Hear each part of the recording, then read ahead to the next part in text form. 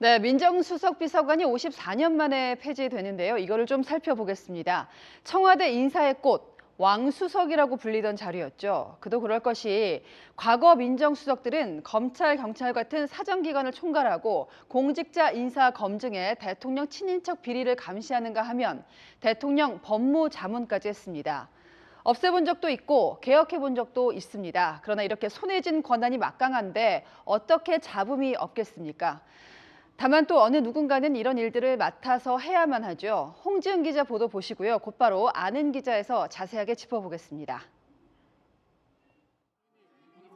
윤석열 대통령 당선인이 왕수석으로 불려온 민정수석 비서관을 폐지했습니다. 1968년 박정희 정부 때 신설된 이후 54년 만에 사라지는 겁니다.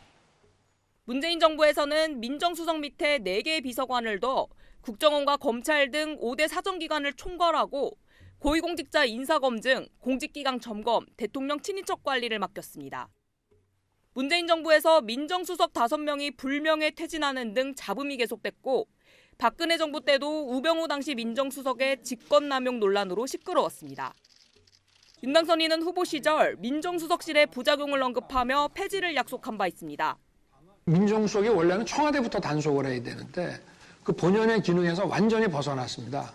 사정기관을 관장하는 그런 조직은 대통령실에 두지 않겠다.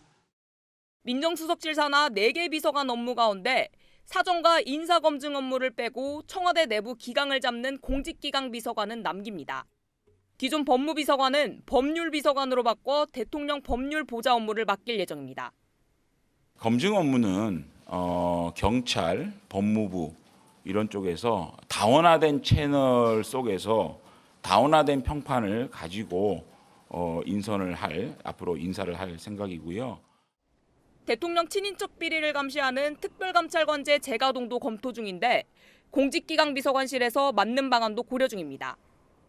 법률비서관에는 인사검증 업무를 맡아온 주진우 변호사가 유력하게 검토되는 가운데 윤 당선인 측은 이번 주 안으로 대통령실 인선을 매듭 지을 예정입니다. 채널A 뉴스 홍지은입니다.